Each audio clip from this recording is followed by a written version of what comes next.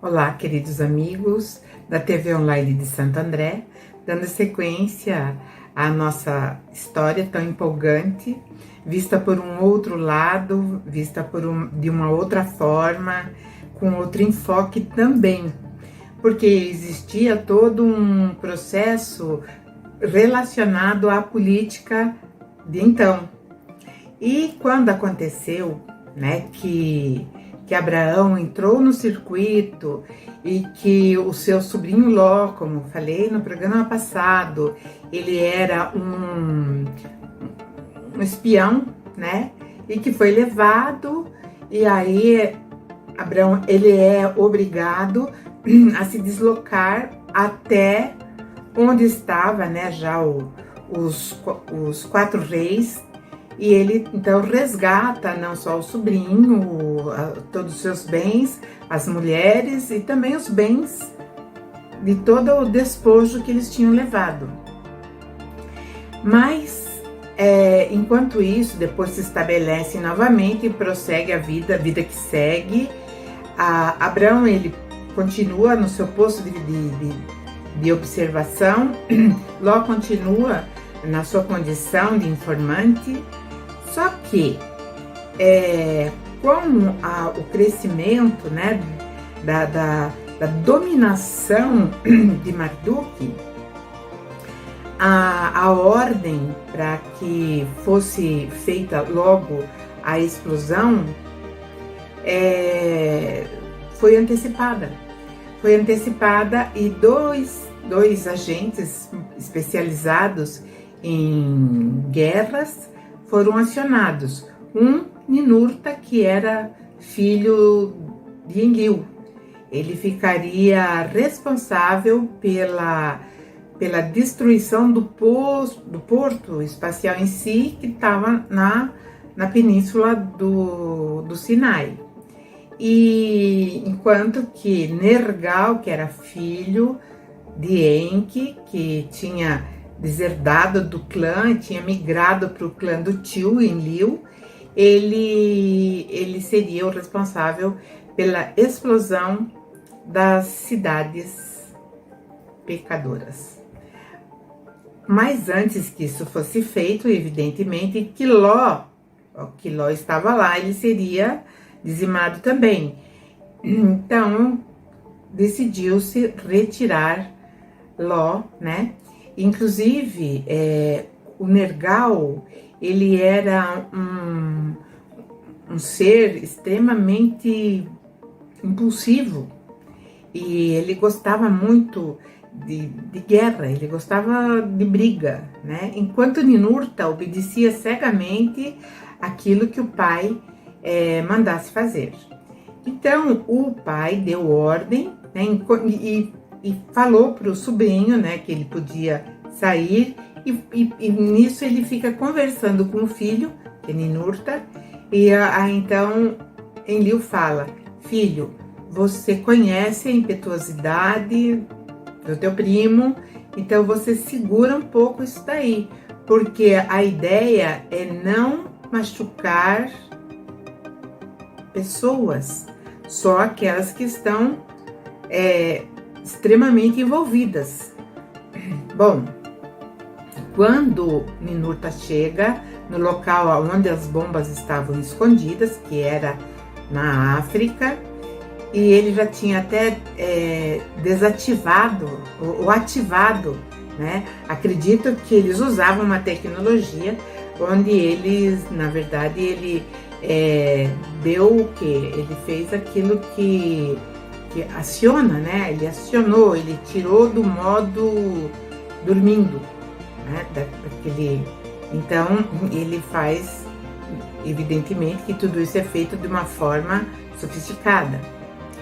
Então, as bombas já estavam preparadas para serem deflagradas.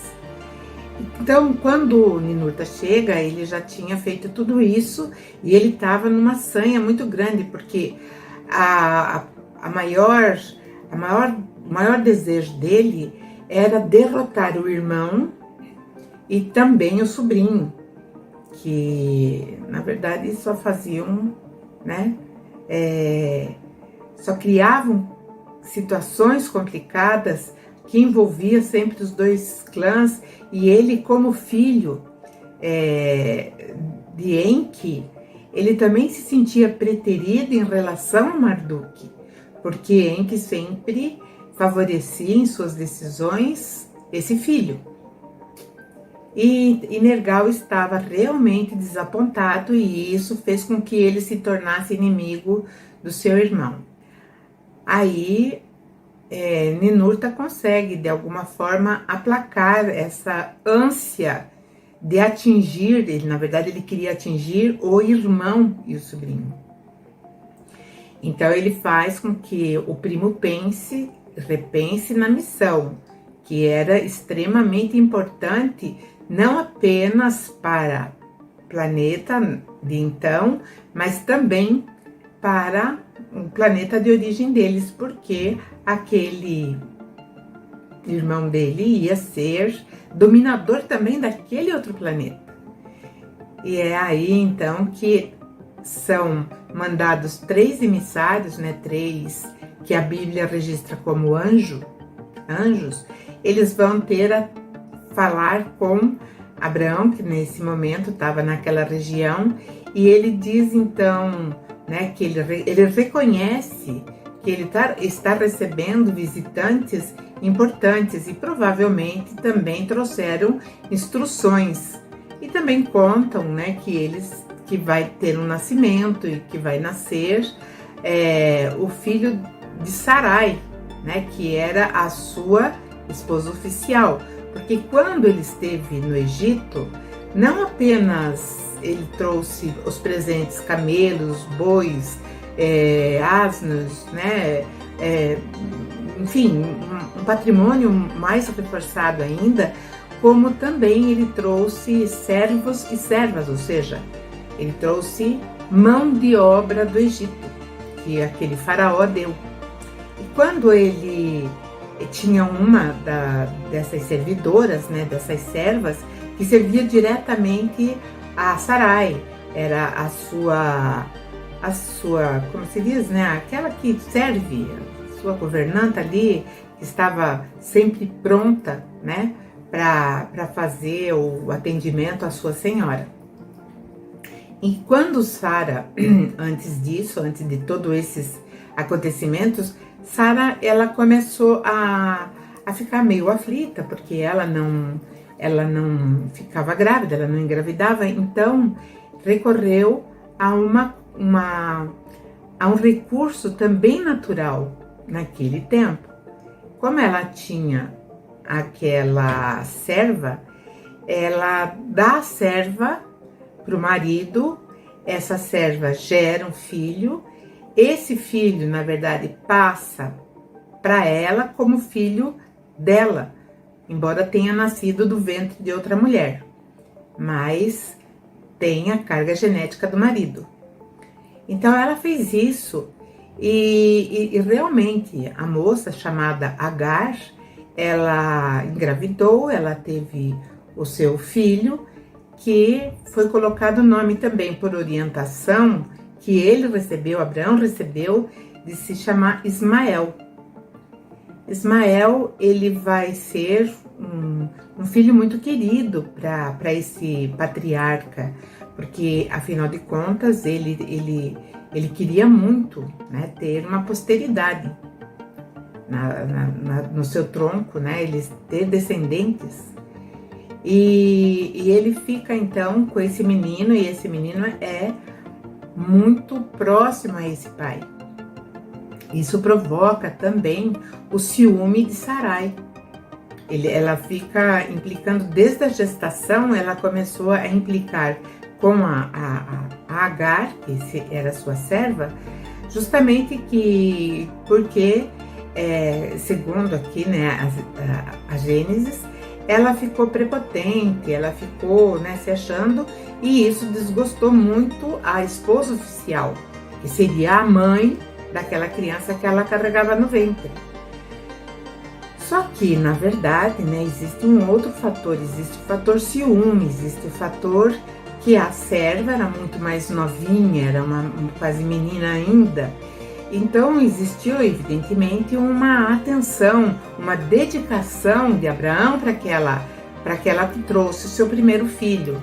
Então gerou toda uma ciumeira e assim a vida foi dura para esse homem, porque ele tinha, né, uma esposa descontente, extremamente descontente, porque agora ela não gestava, né, não engravidava. Ela tinha oferecido a serva tinha realmente trazido esse filho que ele tanto queria, só que ele, né, começou a dedicar a atenção, talvez até desviou um pouco da atenção que dava para ela, e ela nunca teve um bom relacionamento, nem com a serva, nem com o menino. Então foi uma antipatia, né, que veio gratuita.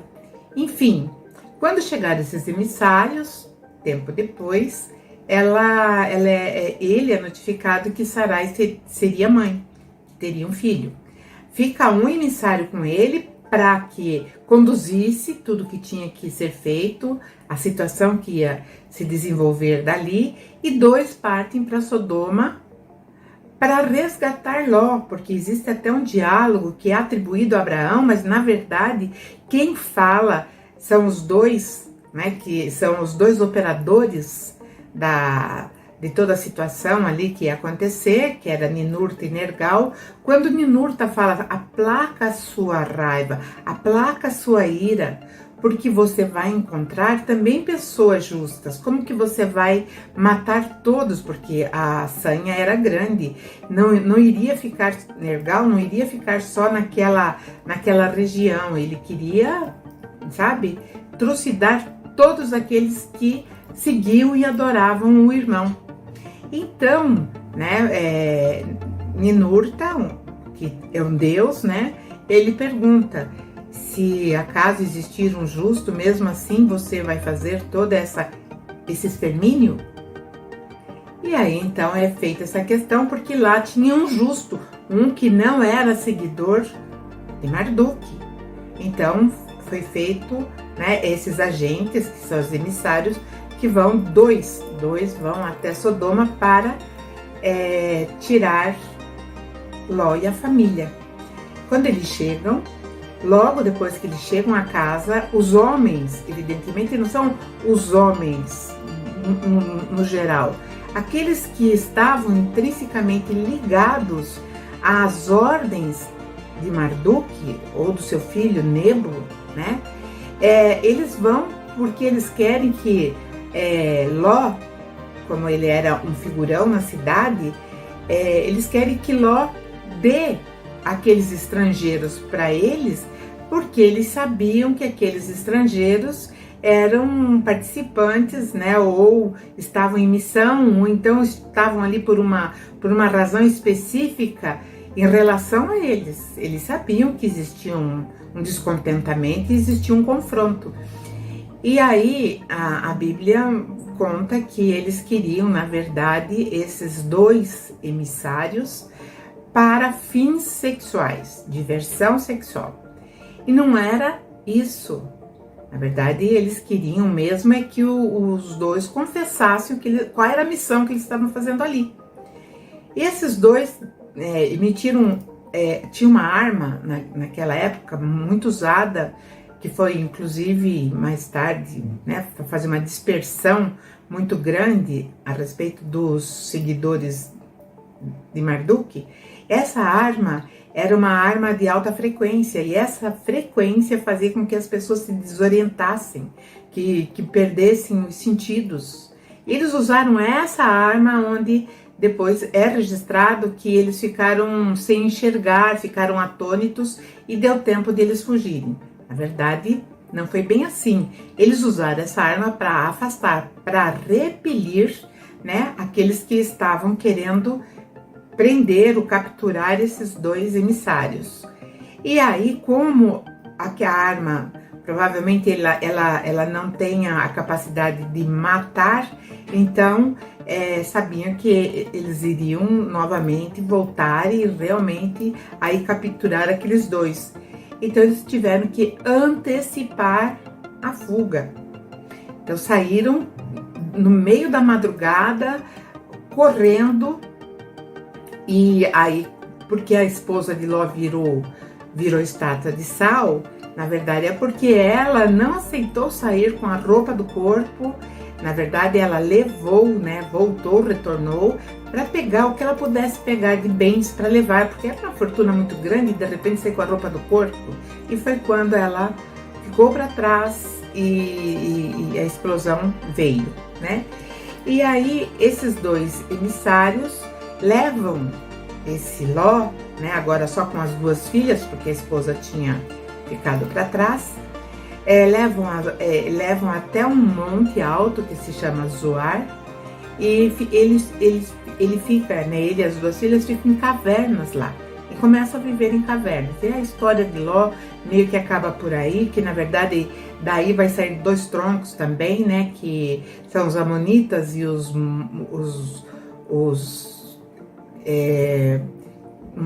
de Moabe, né, que serão filhos de incesto das duas filhas que tiveram filhos com o pai, para que o nome do pai não morresse. Então os moabitas são filhos de um filho fruto desse relacionamento chamado Moabe, e o outro, né, que vai também ser um tronco que também vai meio que brigar com os hebreus mais tarde. E aí, então, depois que é feito esse resgate, Abraão fica naquele lugar seguro, que era um lugar alto, e aí é feita primeiro a explosão lá no Monte Sinai e também a explosão aqui. Então, Ninurta faz toda a explosão, derruba, né, extermina o porto espacial que tinha lá com as armas, inclusive, e as cidades, então, também são bombardeadas. E nesse bombardeio pega até mais cidades, né? Mohenjo-Daro, por exemplo, é uma das que foram também prejudicadas. E as evidências disso estão no solo. Então, estudo de solo hoje constatam que ali teve algo muito grave, que eles parece, né, numa análise, ser uma explosão nuclear. Inclusive o solo ficou prejudicado por muito tempo e criou-se aí o Mar Morto, porque houve uma depressão muito grande, né, no chão, e o Mar Morto, então, que era mais amplo, ele diminui e fica com uma salinidade muito acima do índice normal. Então, tudo isso tem uma explicação dentro dessa outra ótica, dentro dessa outra visão, que vem trazendo e complementando, eu digo assim, é uma complementação de tudo aquilo que está narrado, que está, digamos assim, né, eternizado dentro do livro da Gênesis, que foi escrito por Moisés. E assim, né, depois disso, infelizmente, né, houve aquele vento que foi cruel. Esse vento, ele vai fazer um caminho, e onde ele passa, esse vento, ele vai sair lá do Monte Sinai, e aonde ele passa, ele vai destruindo, ele vai causando a morte de uma forma aflitiva, todos os seres, animais, enfim, tudo que tinha vida, né, fenecia. E inclusive nas tabuletas eles descrevem, né, quais eram os sintomas e o que acontecia, né? Começava a escarrar sangue, começavam a se deteriorar, evidentemente, né? E com isso nada sobrou. Então, por isso que naquele período, então, vai existir uma grande fome, uma grande escassez de alimentos, né? E nós vamos perceber que isso vai ser narrado também depois, na sequência, pelos profetas, que vão trazer notícias, né, do tudo que aconteceu. Mas em primeiro momento, então, é isso que acontece dentro dessa situação, e que depois Abraão ele vai receber uma incumbência ainda. A missão dele não parou por aí, porque ele tinha que repopular toda aquela região de Canaã com a sua descendência, com o seu povo. E realmente ele permanece por ali, né? E isso é um assunto que nós retomaremos no próximo programa. Agradeço a todos, um beijo, muita paz.